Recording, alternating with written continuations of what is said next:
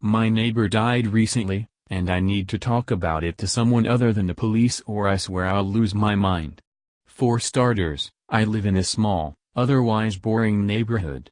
Now, this neighborhood isn't in the safest part of town, but I never expected something as awful as this to happen so close to home.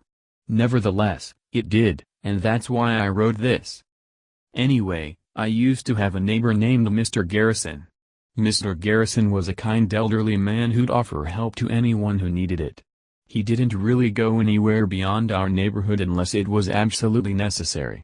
However, he did go out to his front yard almost every day to tend to his garden. He put his heart and soul into that garden and it showed.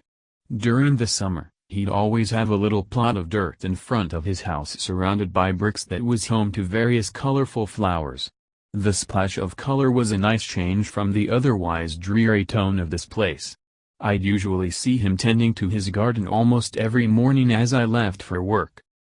One day I decided to pay him a visit to thank him for recently taking care of my cat for me while I was visiting family, and even though he said he didn't need anything in return, I thought I'd give him some money for it anyway while I was there.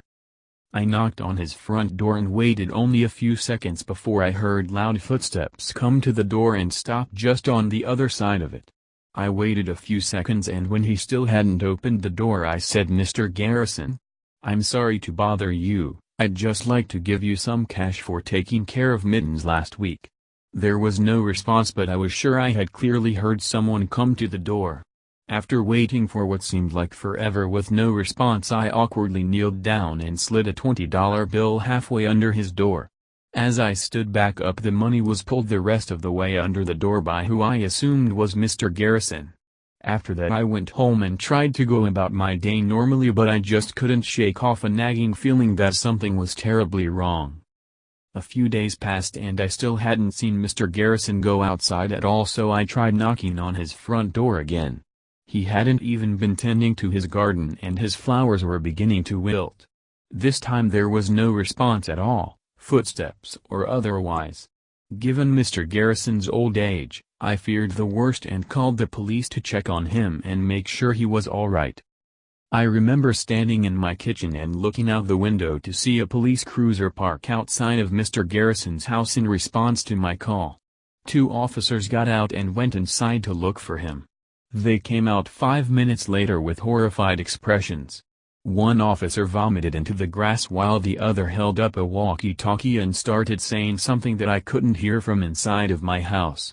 I would later learn that they were calling for backup. They found him, but they didn't find him alive. They found Mr. Garrison's body under the stairs in his basement. He had been brutally stabbed over a dozen times with his own kitchen knife. His house had been ransacked and all of his cash as well as anything of value that was small enough to carry had been taken. There was an investigation and I was even a suspect until I was cleared because I was confirmed to be elsewhere when they determined the murder took place. You'd think my next-door neighbor being murdered would be disturbing enough, but you know what really gets to me?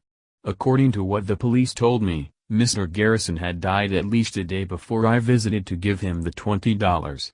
I don't think I imagined the footsteps coming to the door, and I know I didn't imagine someone pulling the money the rest of the way under the door. Whoever that was, it wasn't Mr. Garrison. The police think that someone had wanted to rob Mr. Garrison. Mr. Garrison probably woke up and saw them, which led to him being murdered and shoved under the stairs of his unfinished basement.